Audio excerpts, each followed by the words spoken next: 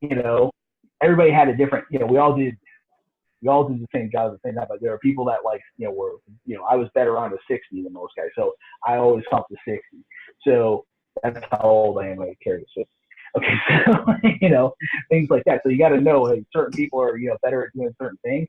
Get those people in place, build your team, build your unit, and get those, and let them do what they do. Like I said, like Job said, let them do their thing, man. Let them roll. And like I said, they're, and then, you go off and do your thing. You have to always be pushing towards, generating that revenue. Yeah. Yeah. Very well put. So when you started your business, what compelled you to go into the direction that you did? And maybe talk me through that process. Well, I say it's kind of bizarre. This thing has taken shape and transitioned in several different ways. I grew up in a small town called Danbury, Connecticut. And I'm an Italian kid from Connecticut, and we never picked up a phone book. We were networking before networking was cool. And especially me, I had connections everywhere. So everybody's like, hey, you got a guy? Yeah, I got a guy. So nobody ever, they just come to me like, hey, who do I go to this? Who do I go for that? And that's how that whole, that I've already had that in place since probably about 8 years old. Then, I come out to Arizona and I'm, doing, business banking, and I see that, I know the financial industry, but that's the one thing I see. I see these entrepreneurs. I see these guys that are running businesses, and they're so busy in the job, working in the job. They're not working on the job. You've probably heard that before. So, you got a guy who's a great mechanic who's under the hood. What is he not doing? He's not building his brand. He's not out there marketing it. You got a great CPA, same thing. They're back there crunching numbers. Or you got somebody who really wants to be the face of the company and really wants to be out front doing the stuff, but he's got to worry about the day-to-day. He's got to worry about, putting in payroll. He's got to worry about, supply. So, because he doesn't have a team in place to where he can delegate that kind of stuff just yet, to where he can do it. So again, actually, how this started out as Christians for Biz. I was going to market and promote Christian businesses because I am a believer. But the Christian community was not as receptive to it because for some reason I kept getting all this pushback of, oh, I don't want to God, or I don't want to limit my customer base. I'm like, are you joking? Like, really? So I was like, okay. Then, and I said, I didn't I was just literally up one morning, just, praying about this, reading the Bible. And God just gave me that whole thing, the whole idea, the logo, the slogan, everything I had for Christians for Business. I mean, just hit me with it like a thunderbolt. Bam! I was like, wow. Then and that was before the internet was really, the tool that it is now for marketing and things like that. So this has gone a couple ways, and then again, I tried to really start picking it up in early 17 with Christians for Biz, and then again, it wasn't getting that traction. So then God literally, I was just walking through the house, gave me the Vets for Biz thing. And my wife was like, she wasn't really behind Christians for Biz as much. But when I talked to her about Vets for Biz, she was like, that's the one. She goes, your passion is veterans. You're always working with veterans. You're always talking to veterans. You're in your lane when you're working with veterans. So she just saw it right away. She's like, that's the one. That's where you need to be. So like I said, that was just God giving me the input, to go forward that way. And using the gifts and the skills that I have as far as my networking, as far as the business finance, as far as, and as you can tell by this interview, I never shut up. I'm constantly, I'm a talker. I'll go out there, I'll go in a room, full of 300 people, all strangers. I won't know a person in there. I'll walk out of there with 5 appointments, business cards all day, and, setting stuff up. I could chop a room up in no time. Mm-hmm.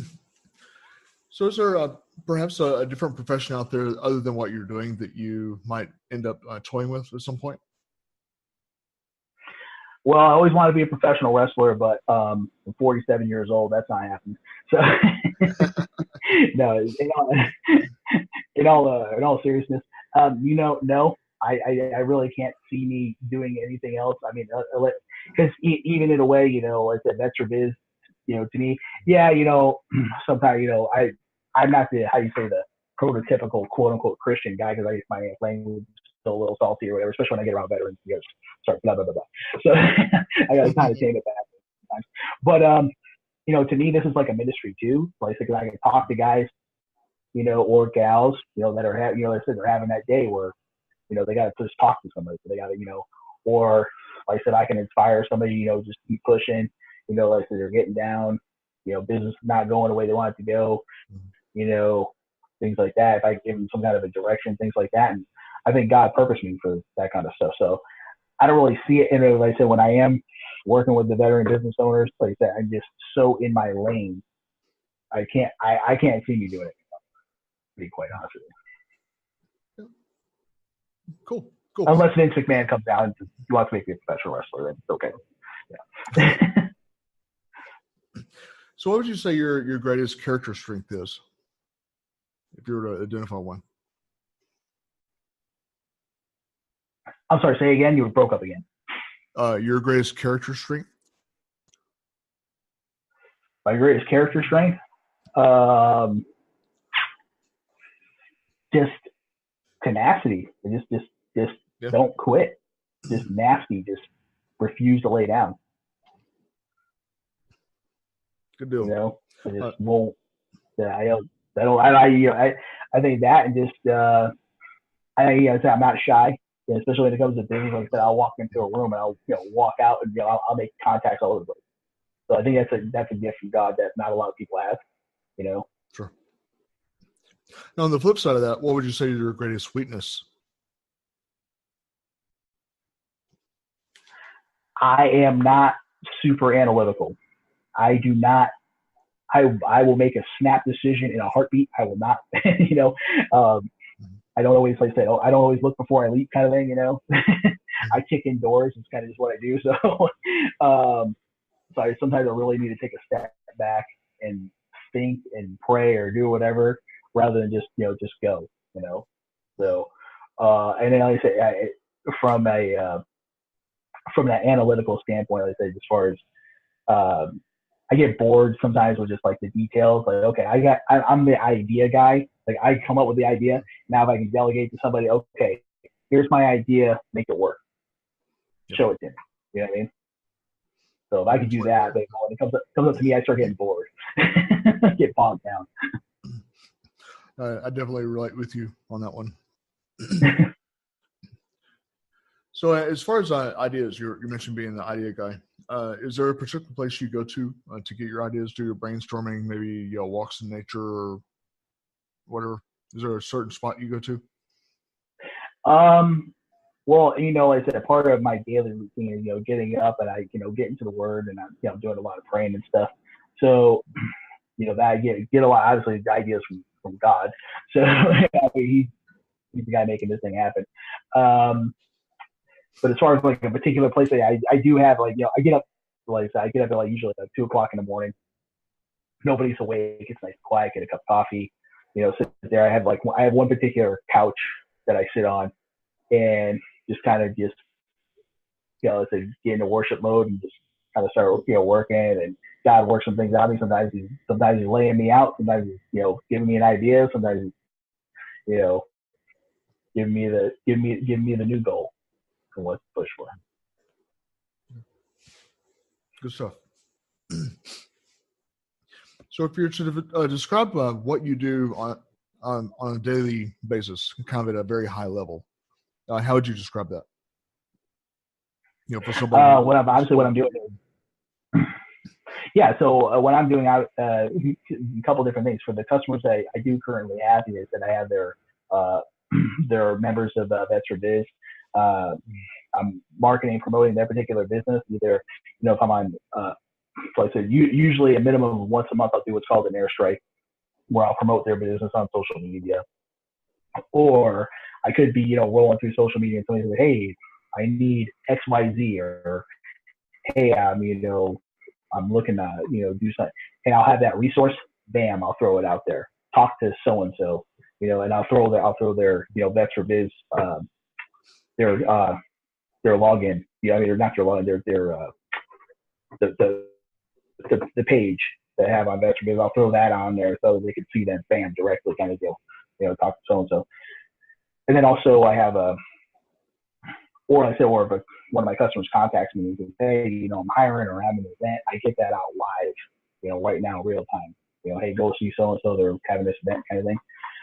Then, of course, looking for new customers. Always gotta be looking for new customers. So I'm out there, out and about, do my thing, trying to make those connections, things like that. And then, I mean, like I said, I can walk through. I mean, people see this shirt and they're like, hey, I could be walking through like Lowe's or like the grocery store. They're like, hey, what's this for biz?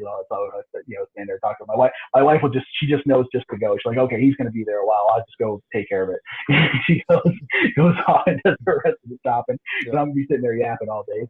So, kind of thing. So, and then also, I'm always looking because I was telling you before, once a month, I hold events out here in Arizona called Rally Point. Everybody, veterans out there know what a rally point is. But I take a veteran-owned business, and we rally on that point. So I'm wanting to build the veteran community to where, just like when we were enlisted, we had a problem, we went to the unit. The unit took care of it. So we're our own resource group, we're our own network group, and like I said, we're our own counselors. Like we're just having a bad day and we don't want to talk to our spouse about it. I can talk to my brothers and sisters over here. They get it. They understand. So I'm working on the next rally point. And now, like I said, now the municipalities, all the cities in Arizona are getting involved, and they're going to start hosting my rally points. So that's going to be awesome. I already got 4 cities in Arizona preparing to host those. And like I said, I know, and I'm going to take this nationwide too. So Texas is definitely obviously on the target list. So maybe see me out there before you know it, man. Yeah, you'll be broadcasting. You'll be broadcasting live from the from Rally Point. Oh, I'd love to. Yeah, that'd be exciting. It's coming. It's coming. For our wind-up question, kind of to taper down here a little bit. Tell me something about you that nobody knows. It's kind of a trivia question. What is there something about Chris that people don't know?